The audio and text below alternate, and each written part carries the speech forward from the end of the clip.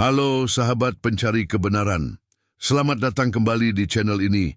Jika kita belum resmi berkenalan, perkenalkan saya Juanjo. Di sini kita menyelami hal-hal yang tak terjelaskan, menyingkap tabir di balik misteri dunia. Jika kalian ingin menemani perjalanan ini, jangan lupa klik tombol subscribe dan nyalakan lonceng notifikasi agar tidak ketinggalan pembahasan mendalam kita. Karena yang akan kita bahas sekarang adalah sesuatu yang sedang menggegerkan banyak orang. Perhatian penuh kalian, karena dalam 48 jam terakhir, telepon saya tidak berhenti berdering. Email, pesan WhatsApp, panggilan dari kenalan lama yang sudah bertahun-tahun tidak bersuara, semuanya menanyakan hal yang sama. Juanjo, apakah itu benar? Benarkah hari-hari kegelapan akan datang? Ya, sebuah rumor tengah menyebar seperti api. Dikatakan bahwa sebelum tahun ini berakhir, bumi akan ditelan kegelapan total. Kepanikan kolektif sedang terjadi, dan saya mengerti ketakutan itu.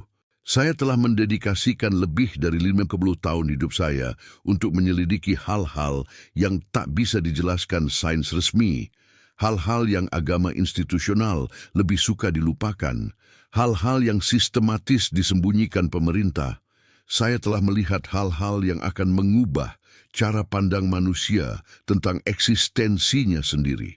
Tapi hari ini, saya tidak datang untuk membicarakan teori internet atau menyebarkan rantai ketakutan. Saya datang untuk menceritakan apa yang saya temukan setelah bertahun-tahun menyelidiki fenomena yang saat ini mengguncang dunia ini. Persis 37 tahun lalu, selama salah satu penelitian saya di Gurun Negev, seorang tua Badui untuk pertama kalinya bercerita kepada saya tentang hari-hari kegelapan. Saya ingat sempurna malam itu. Kami duduk menghadapi api unggun kecil. Langit gurun adalah permadani hitam bertabur jutaan bintang. Dan lelaki dengan wajah yang keriput oleh matahari itu menatap saya tajam dan mengatakan sesuatu yang takkan pernah saya lupakan.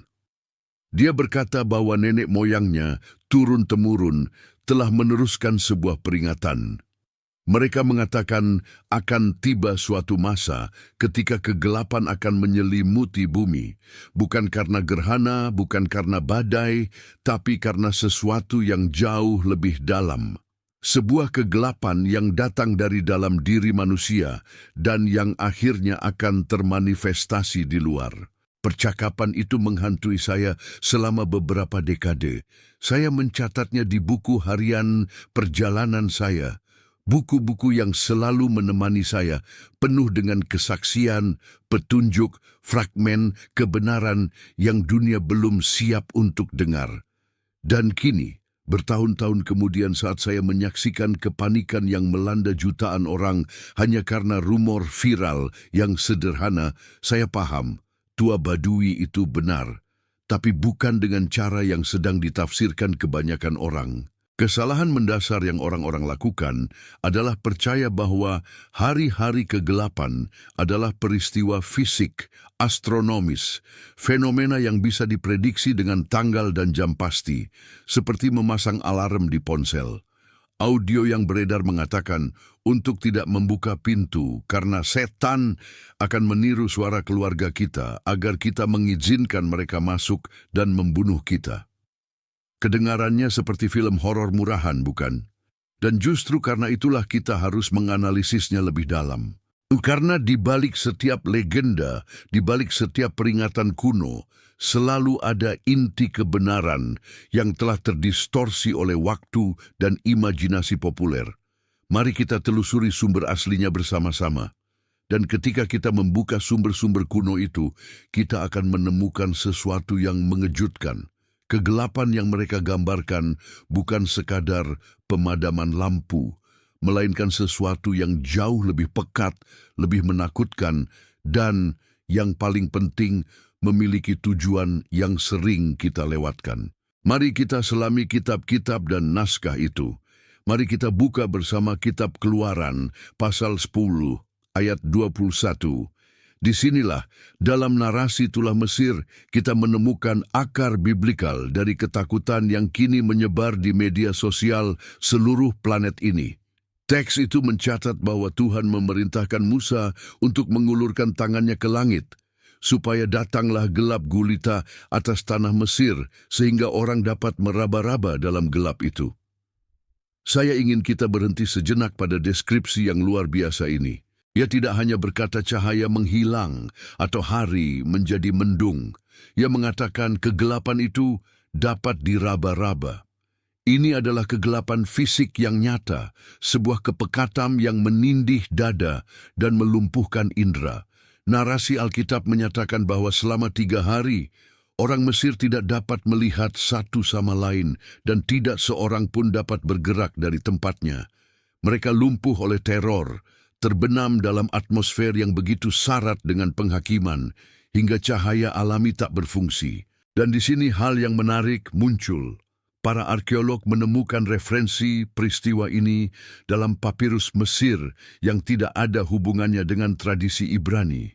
Papirus Ipuwer yang ditemukan pada abad ke-19 menggambarkan serangkaian bencana yang melanda Mesir pada zaman kuno, termasuk periode kegelapan absolut yang menjerumuskan kerajaan itu ke dalam kekacauan. Konfirmasi oleh seorang Egiptologis yang saya ajak bicara di Kairo 15 tahun lalu, seorang pria yang memilih untuk merahasiakan namanya dengan alasan yang tidak bisa saya ungkap di sini. Tapi, mengapa Tuhan melakukan itu? Inilah titik krusial yang sepertinya tidak dipikirkan siapapun. Itu bukanlah kesewenang-wenangan ilahi atau tindakan kekejaman tanpa alasan.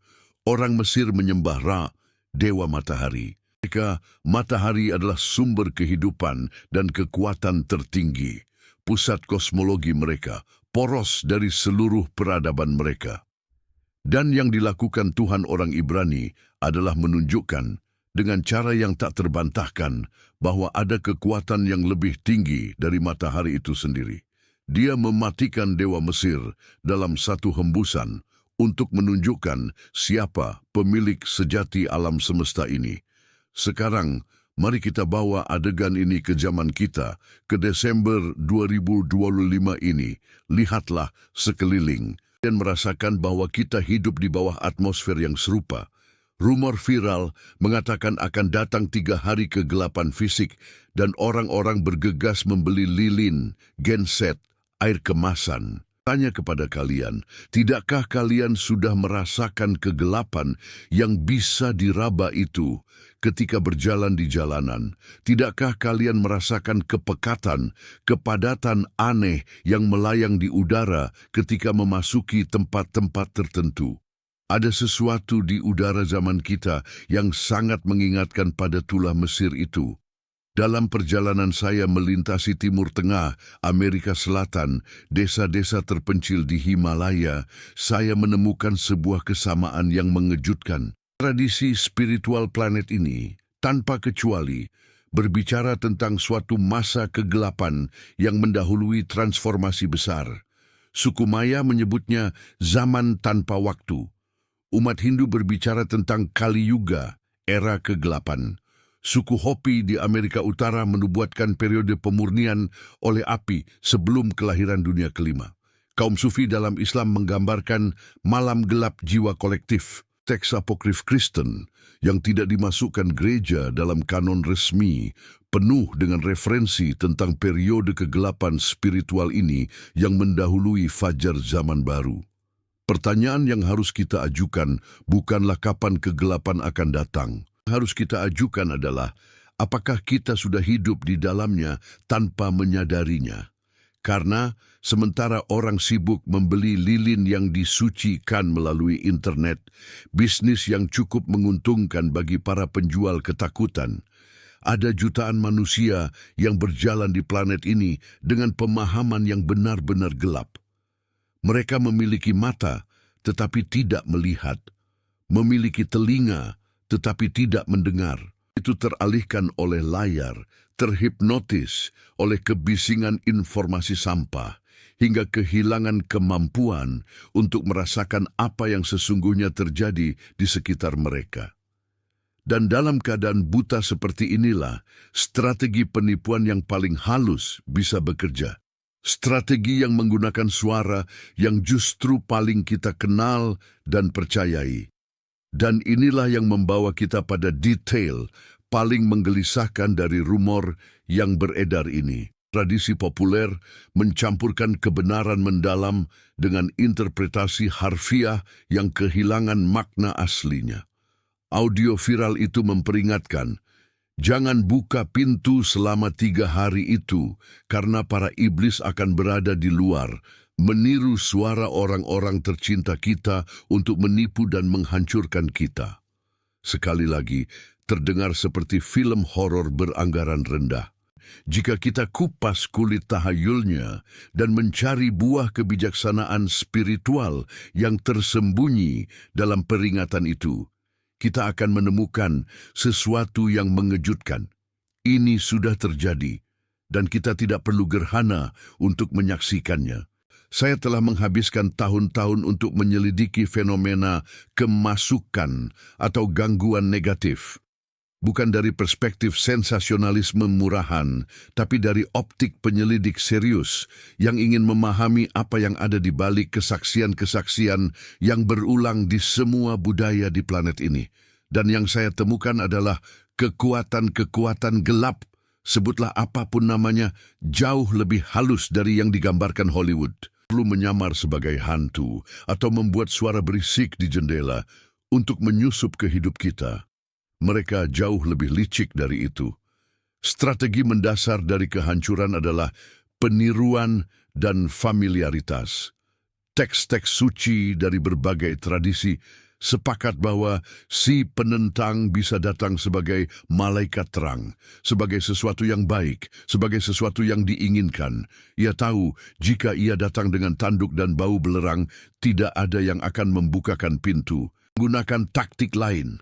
Ia datang menyamar sebagai teman, sebagai kesempatan, sebagai kenikmatan yang sah.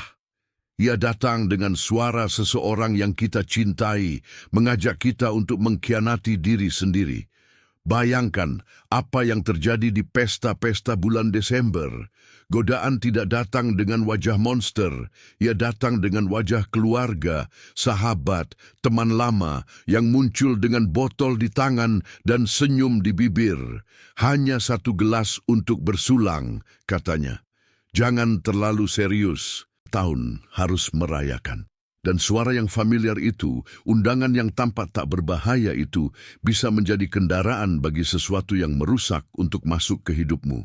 Berapa banyak keluarga yang mengakhiri malam 31 Desember dalam pertikaian keras, kecelakaan mengerikan, tragedi yang sebenarnya bisa dihindari. Si perusak tidak perlu memecahkan jendela, kalian sendiri yang membukakan pintu karena ia datang menyamar sebagai pesta. Berikan pesan teks yang datang tepat pukul 11 malam dari mantan hubungan yang sudah seharusnya kalian tinggalkan. Hanya ingin mengucapkan selamat tahun baru. Aku merindukanmu. Itu bukan cinta. Itu perangkap emosional yang menyamar sebagai nostalgia. Dan jika kalian membuka pintu itu, membalas pesan itu, membuka kembali luka yang sudah mulai sembuh, kalian akan mencemari semua yang telah kalian bangun. Rumor mengatakan, jika kita membuka pintu di hari-hari kegelapan, kita akan terbunuh. Artian metaforis itu benar. Jika kalian membuka pintu bagi pola-pola masa lalu tertentu, hubungan-hubungan beracun, kecanduan yang kalian kira sudah teratasi, kalian akan membunuh sesuatu yang penting dalam diri kalian. Kalian akan membunuh kedamaian kalian, membunuh pertumbuhan kalian, membunuh kemungkinan akan awal yang baru. Kenyataannya, akhir tahun secara statistik adalah hari-hari tergelap dalam kalender manusia. Itulah angka bunuh diri tertinggi di seluruh dunia dilaporkan. Saat kekerasan dalam rumah tangga paling banyak terjadi. Saat ekses paling banyak dilakukan dengan dalih perayaan. Saat banyak orang merasakan kesepian dengan intensitas tertinggi. Karena semua orang lain tampak bersukaria, sementara mereka memikul beban kekosongan eksistensial. Jadi, ketika rumor mengatakan iblis berkeliaran, Saya katakan ada benarnya. Kekuatan penghancuran memiliki agenda agresif di hari-hari ini, memanfaatkan kerapuhan emosional yang menjadi ciri khas masa-masa ini. Ada sebuah teks dari Nabi Yesaya yang seolah ditulis untuk zaman kita.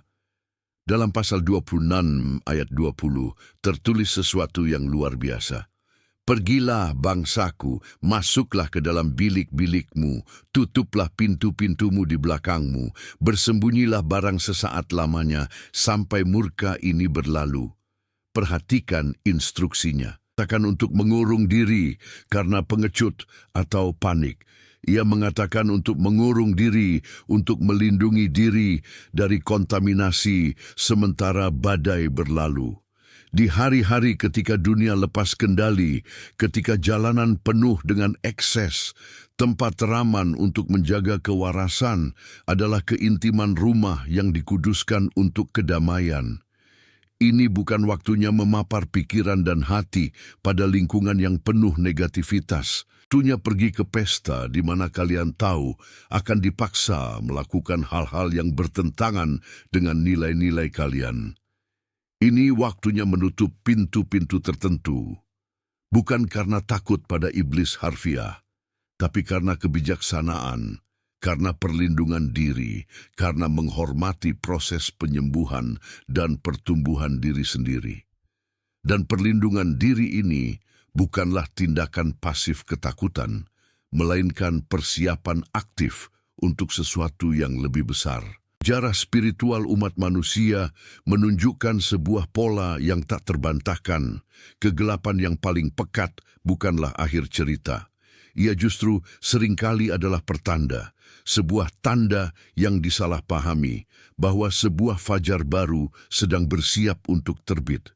Inilah pola yang ingin saya ajak kalian pahami selanjutnya. Membawa kita pada sebuah tanda yang tercatat dalam kitab suci, berbagai tradisi, sebuah tanda yang kebetulan juga berkaitan dengan 3 hari dan yang mengungkap tujuan tersembunyi di balik semua kegelapan yang kita alami sebagai sebuah spesies.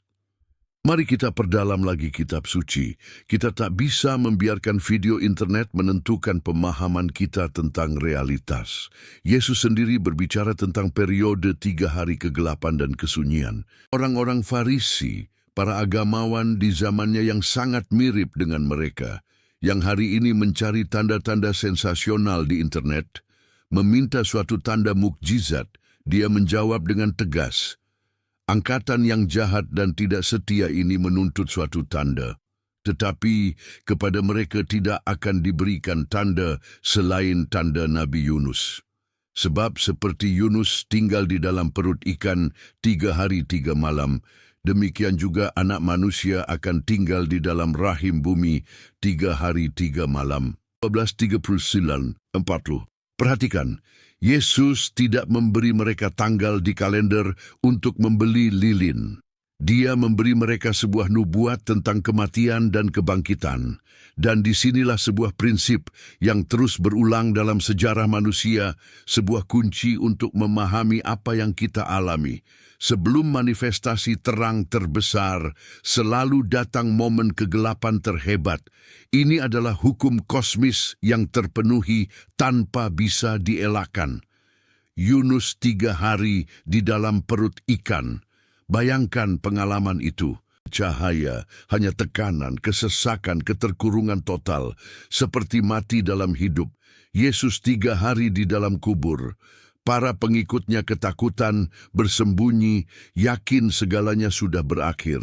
Kegelapan tampak mutlak, definitif, tanpa kemungkinan fajar. Namun apa yang terjadi setelah 3 hari itu? Batu digulingkan, kematian dikalahkan, terang menerobos dengan kekuatan sedemikian rupa, hingga mengubah jalannya sejarah selamanya. Saya mendengar rumor tentang hari-hari kegelapan di akhir tahun ini. Pikiran saya sebagai penyelidik tidak gemetar ketakutan, melainkan menganalisis polanya. Saya tidak mencari tanggal harfiah, karena saya telah belajar, siapapun yang datang dengan tanggal pasti sedang berbohong atau keliru. 28 Desember, 15 Januari, bulan purnama Februari. Saya telah menyaksikan ratusan prediksi semacam itu gagal sepanjang karier saya. Rasakan adalah umat manusia secara keseluruhan sedang melalui semacam perut ikan kolektif. Kita, sebagai generasi, berada di hari-hari simbolis itu, krisis moral, spiritual, dan eksistensial yang mendahului sesuatu yang baru. Lihatlah keadaan dunia dengan mata penyelidik yang tak memihak. Bukankah cahaya nalar tampak padam di banyak ranah? Amati hukum-hukum yang disahkan di parlemen, keputusan yang diambil pemimpin dunia, narasi yang mendominasi media. Cahaya keadilan tampak gerhana, kita sedang hidup dalam sebuah tanda global. Dunia tenggelam dalam kebingungan di mana kebenaran dikejar dan kebohongan dipuji, di mana mereka yang memperingatkan bahaya nyata disenyapkan, sementara para penjual ketakutan mengumpulkan jutaan pengikut. Ini adalah waktu yang mengimpit bagi para pencari kebenaran. Saat di mana kekuatan-kekuatan kaos tampak maju tanpa rem. Dan banyak orang adalah terus memandang kegelapan itu dengan keputusasaan, alih-alih memahami fungsinya. Kegelapan bukan tanda segalanya telah hilang. Kegelapan yang intens justru adalah tanda bahwa fajar sudah dekat. Jika kalian melihat kegelapan yang lebih pekat dari sebelumnya, itu justru karena terang sedang bersiap untuk menerobos dengan kekuatan yang belum pernah terjadi. Jangan jatuh ke dalam perangkap tanggal-tanggal. Saya telah menyaksikan permainan ini berulang kali. Dikatakan pesawat akan jatuh dari langit, sistem perbankan kolaps, peradaban berhenti. Ingat 2012? Kalender Maya konnya menandai akhir dunia. Ingat setiap gerhana, setiap konjungsi planet, setiap komet yang melintas, selalu ada yang berkata, sekarang semuanya akan berakhir. Dan ketika tanggalnya tiba dan tidak terjadi apa-apa, apa yang terjadi? Orang-orang mengolok. Kepercayaan pada peringatan apapun mengeras, dan hati mereka menjadi lebih beku. Artinya strategi penipuan, meneriakan serigala dengan kebohongan berkali-kali, sehingga ketika serigala yang sesungguhnya muncul, tak ada yang percaya. Jangan habiskan energimu mengkhawatirkan apakah listrik akan padam akhir pekan ini.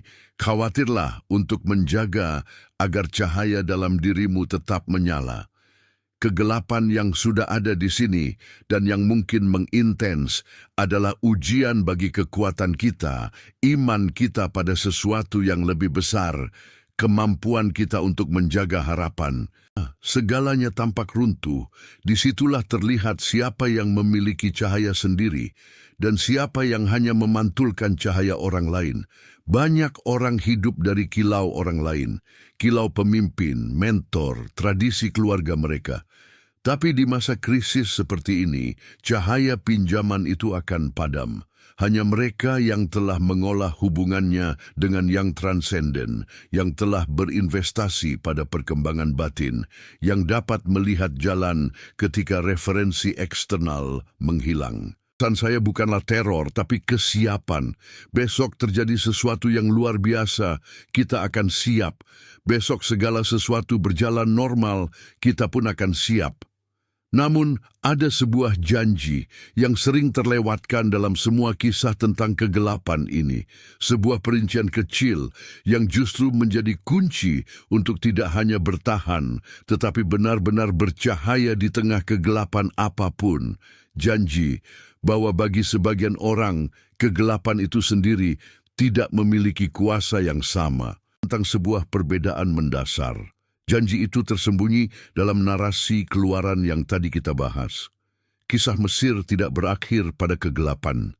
Ada sebuah tetapi, sebuah kata sambung yang mengubah seluruh cerita. Dalam Keluaran 10 ayat 23, teks itu mengatakan, tetapi semua orang Israel mempunyai terang di tempat-tempat kediamannya. Saya ingin kita renungkan informasi ini dalam-dalam. Ia tidak mengatakan matahari bersinar hanya di satu wilayah geografis. Fisik padam bagi semua orang. Atmosfer eksternal sama gelapnya bagi seluruh wilayah. Tapi di dalam Dalam keintiman rumah-rumah sebagian manusia, ada cahaya. Cahaya macam apakah itu? Bukan lilin, karena lilin bisa habis. Bukan obor, karena dalam kegelapan sedemikian pekat, api alami biasanya tidak berfungsi normal. Para peneliti tradisi kuno telah mengajarkan selama berabad-abad bahwa cahaya itu berbeda sifatnya. Caran dari sesuatu yang internal yang memanifestasi secara eksternal. Ia adalah cahaya yang tidak bergantung pada keadaan dunia luar. Di luar segalanya bisa kacau balau, bisa ada teriakan-teriakan ketakutan. Tapi di dalam rumah orang-orang tertentu, ada kedamaian, kejernihan, penglihatan. Mereka bisa melihat dengan jelas, sementara yang lain meraba-raba dalam kegelapan. Inilah janji yang bisa kita aktifkan. Dunia boleh memasuki krisis ekonomi, krisis moral, fenomena menakutkan apapun. Berita boleh mengatakan segalanya makin buruk, tidak ada harapan, bencana sudah di depan mata. Tapi jika kalian telah membangun hidup di atas fondasi yang kokoh, jika kalian telah mengolah dunia batin dengan disiplin dan dedikasi, sebuah pembedaan terjadi. Sebuah garis tak kasat mata tercipta di sekitar eksistensi kalian yang berkata, di sini tidak. Akan ada kebingungan, tapi di sini akan ada kedamaian. Inilah yang harus kita aktifkan dengan segera. Berhentilah mengkhawatirkan membeli genset dan lilin. Mulailah mengkhawatirkan menyalakan pelita kesadaran kalian sendiri. Namun, cahaya yang saya bicarakan ini tidak otomatis. Ia tidak datang karena kalian termasuk dalam kelompok tertentu atau mengulangi formula ajaib. Mereka yang hidup dengan koherensi, mereka yang telah menyelaraskan pikiran dengan kata-kata dan kata-kata dengan tindakan. Jika dalam hidupmu ada teriakan dan amarah yang sama seperti orang yang tersesat, kalian tidak memiliki cahaya itu. Jika dalam pikiranmu terputar hal-hal sampah yang sama yang dikonsumsi dunia, kalian tidak memiliki cahaya itu. Jika dalam hatimu ada kepahitan dan dendam yang sama seperti di jalanan, maka kegelapan dari luar sudah masuk ke dalam. Yang benar-benar berbahaya. Janji cahaya di tempat kediaman adalah bagi mereka yang telah memutuskan untuk hidup secara berbeda. Bagi mereka yang telah mendeklarasikan dengan hidupnya, bukan hanya dengan kata-kata, bahwa mereka mengabdi pada sesuatu yang lebih besar dari kepentingan pribadi sesaat. Di akhir tahun ini, sementara orang-orang berlarian ketakutan oleh rumor viral, kalian harus menjadi sumber cahaya. Tangga kalian gemetar ketakutan karena apa yang dikatakan media sosial. Kalian harus memiliki senyum percaya diri, bukan kesombongan, tapi kepastian batin. Biarkan mereka bertanya, mengapa kau tidak takut? Apa yang kau tahu yang tidak kami ketahui? Dan di sanalah kalian bisa berbagi apa yang telah kalian temukan. Itulah kontribusi terbesar yang bisa kita berikan di masa kegelapan. Cahaya tidak perlu berisik untuk diperhatikan. Ia hanya perlu bersinar. Bingungan massal, perbedaan antara seseorang yang memiliki kedamaian batin dan seseorang yang dikuasai kepanikan akan terasa seketika. Ini adalah pembedaan yang tidak bisa dipalsukan atau dibeli di toko manapun. Saya ingin berbicara khusus kepada mereka yang memiliki tanggung jawab atas orang lain. Para orang tua, pemimpin, siapapun yang memiliki pengaruh. Kalian adalah penjaga cahaya di wilayah tanggung jawab kalian. Atmosfer di rumahmu, apakah kalian menumbuhkan kedamaian atau justru memberi makan kecemasan? Apakah kalian menjadi tempat berlindung bagi orang-orang terdekat atau justru menularkan ketakutan yang sama yang kalian serap dari layar? Jika datang masa sulit, dan saya tidak bicara tentang kegelapan fisik, tapi krisis apapun, keluargamu, timmu, komunitasmu akan melihat padamu. Dan jika kalian panik, mereka akan ketakutan. Kalian teguh, mengetahui telah membangun hidup di atas batu karang dan bukan pasir. Mereka akan memiliki tempat berlindung yang aman. Kalian bertugas menciptakan ruang cahaya di lingkup pengaruh kalian. Ruang cahaya ini bukanlah lokasi geografis, tapi sebuah tempat dalam kesadaran. Kalian bisa tinggal di lingkungan paling berbahaya di kota, dikelilingi segala masalah, dan tetap memiliki oasis kedamaian di dalam yang memancar keluar. Kekuatan-kekuatan penghancur tidak bisa menyentuh yang esensial. Di sanalah wabah kebingungan tidak bisa menembus. Itulah sebabnya, peringatan untuk tidak membuka pintu yang menimbulkan begitu banyak ketakutan, saya ubah menjadi sebuah instruksi kemenangan. Jangan buka pintu bagi ketakutan, tapi bukalah pintu bagi segala yang mengangkatmu. Tutuplah jendela bagi kontaminasi dunia, tapi pastikan cahaya kebenaran menyala di dalam. Kalian mengurung diri dengan ketakutan dan tanpa tujuan, kalian akan tergila-gila. Tapi jika kalian mengurung diri dengan tujuan, pengurungan itu menjadi waktu penguatan, penjernihan, persiapan untuk apa yang akan datang. Ingatlah sesuatu yang krusial. Pada malam pengurungan itulah bangsa Israel mempersiapkan diri untuk pembebasan mereka. Di tengah kegelapan Mesir, mereka memakan Paskah yang akan menguatkan mereka untuk perjalanan keluar. Kegelapan yang kita alami sebagai manusia memiliki tujuan yang serupa. Mungkin Tuhan atau kecerdasan yang mengatur alam semesta, apapun sebutannya, mengizinkan dunia menjadi gelap agar kita akhirnya berhenti bermain-main dan bersiap-siap dengan sungguh untuk tingkat evolusi kita yang berikutnya. Seruan saya sederhana. Jangan habiskan uang untuk jimat atau produk yang mengeksploitasi ketakutan. Investasikan waktu untuk memelihara kedamaian batin. Isi ruangmu dengan harmoni. Ketahuilah bahwa persiapan sesungguhnya bukanlah tentang bertahan dari kegelapan di luar, melainkan tentang menggunakan waktu ujian ini untuk keluar darinya sebagai pribadi yang benar-benar baru, lebih kuat, dan lebih bercahaya. Seruan saya adalah ini, jangan habiskan uangmu untuk jimat atau produk yang mengeksploitasi ketakutan. Investasikan waktumu untuk memelihara kedamaian batin. Isi ruang hidupmu dengan harmoni. Akhir tahun ini, alih-alih hingar-bingar dan kekacauan, menjadi masa keheningan yang membangun dan percakapan yang penuh makna.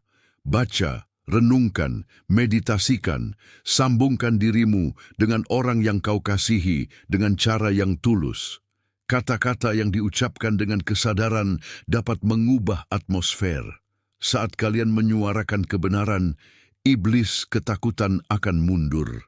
Itulah pertahanan sejatimu. Itulah listrikmu yang tak pernah padam. Mengetahui hal ini, dengan tahu bahwa kita memiliki akses pada cahaya yang tak bergantung pada keadaan luar, kita harus siap bukan hanya untuk bertahan dari kegelapan, tetapi untuk muncul darinya dalam keadaan yang berubah. Karena ini bukan sekadar tentang bertahan hidup, ini tentang lahir kembali, tentang menggunakan masa ujian ini untuk menjadi versi terbaik dari diri kita sendiri. Dunia di luar sana gemetar karena mengira akhir zaman datang seperti film horor. Dan apa yang dikatakan teks-teks kuno dari hampir semua tradisi spiritual. Hari yang menentukan akan datang seperti pencuri di malam hari bagi mereka yang tertidur, bagi mereka yang teralihkan, bagi mereka yang belum melakukan pekerjaan batinnya. Dunia takut pada pencuri karena pencuri datang untuk mengambil, untuk mengejutkan. Kalian terjaga jika kalian siap, jika kalian telah mengasah kewaspadaan. Hari itu tidak akan mengejutkanmu seperti bencana, melainkan seperti pembebasan. Ini berarti, jika kalian berjalan di jalan kebenaran, jika hidupmu tertata, tidak ada alasan untuk takut pada masa depan. Pencuri hanya mengejutkan yang tertidur. Pencuri hanya menakut-nakuti yang lengah dalam kegelapan. Tapi kalian bisa menjadi anak-anak terang dan siang.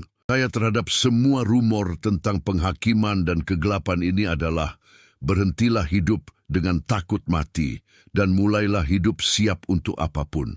Itulah perbedaan besarnya.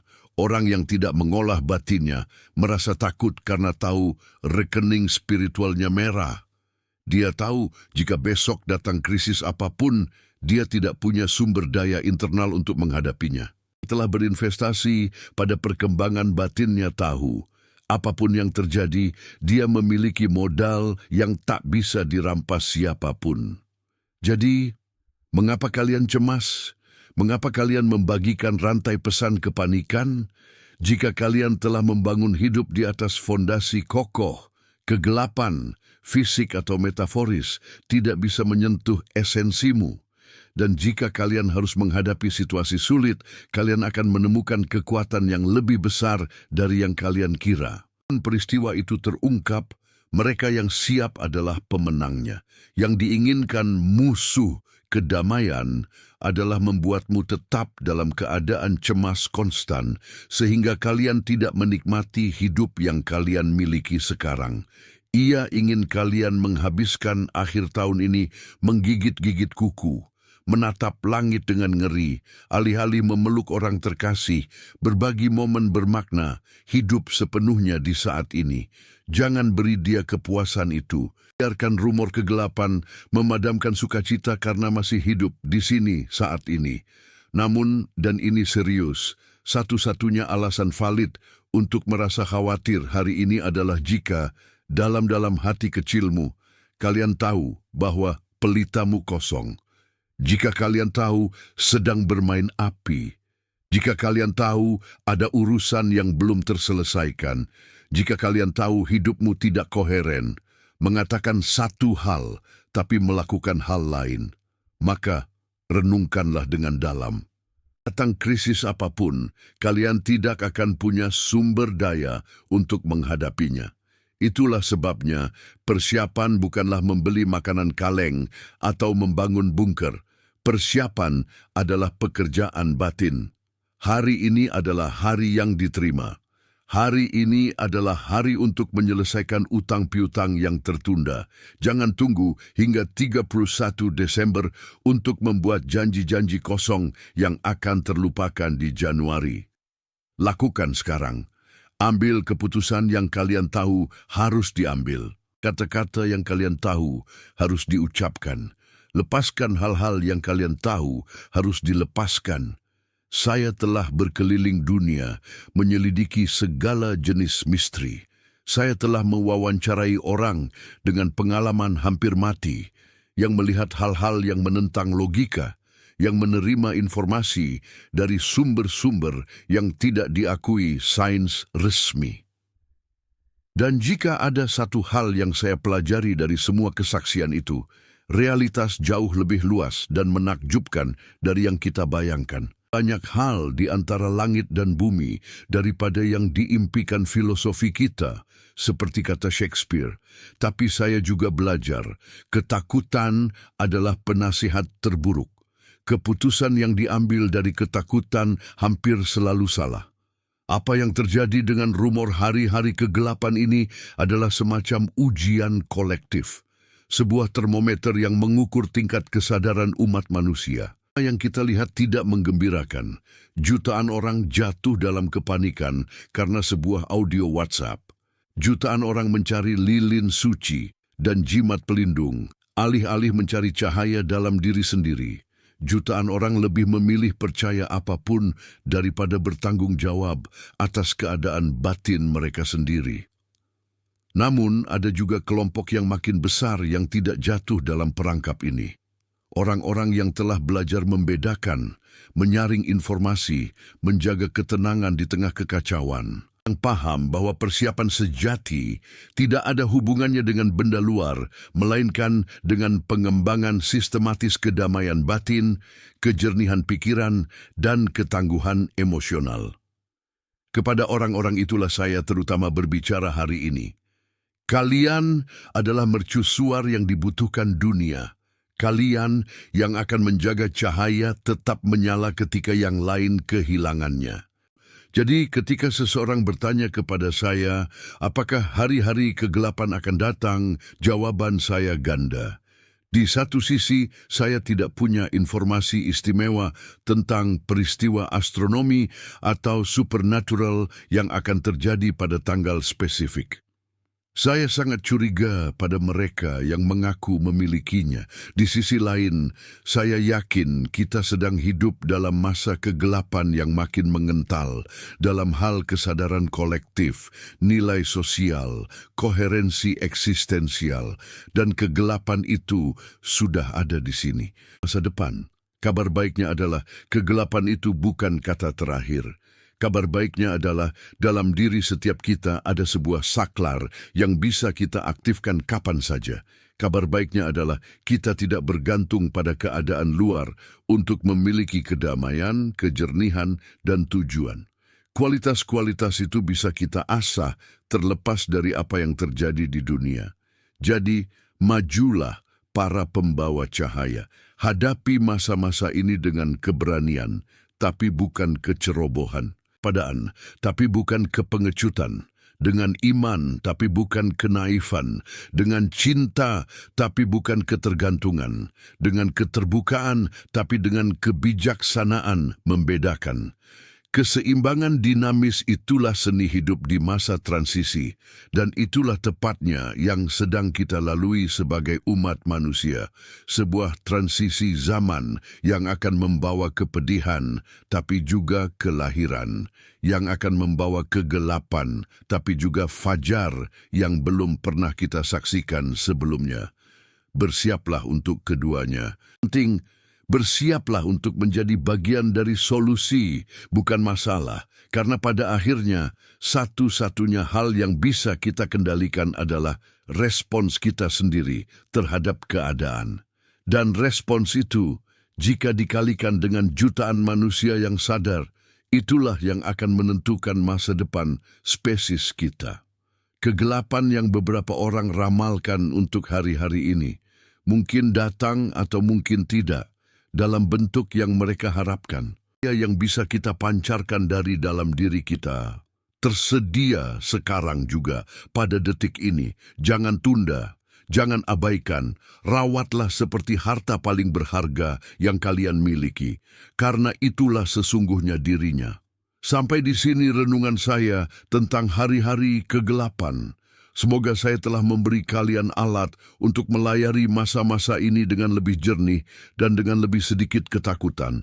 Ingat, ketakutan adalah penasihat yang buruk. Batin adalah harta terbesar yang bisa kalian pupuk. Jangan biarkan diri kalian dimanipulasi oleh para pedagang teror, tapi jangan pula abaikan tanda-tanda zaman. Jalan kebijaksanaan selalu ada di tengah. Jagalah pelitamu tetap menyala. Rawat cahaya dalam dirimu, jadilah mercusuar bagi orang lain, dan percayalah apapun yang terjadi, ada kecerdasan yang lebih besar yang mengatur kosmos, dan ia tahu apa yang ia lakukan. Bukan memahami semua misteri, melainkan hidup dengan bermartabat, penuh cinta, dan koheren terlepas dari keadaan apapun. Biarkan cahaya yang ada dalam dirimu bersinar semakin terang. Biarkan tidak ada kegelapan, baik yang dari luar maupun dari dalam, yang bisa memadamkannya. Kita mungkin akan bertemu lagi dalam perjalanan pencarian ini, atau mungkin tidak.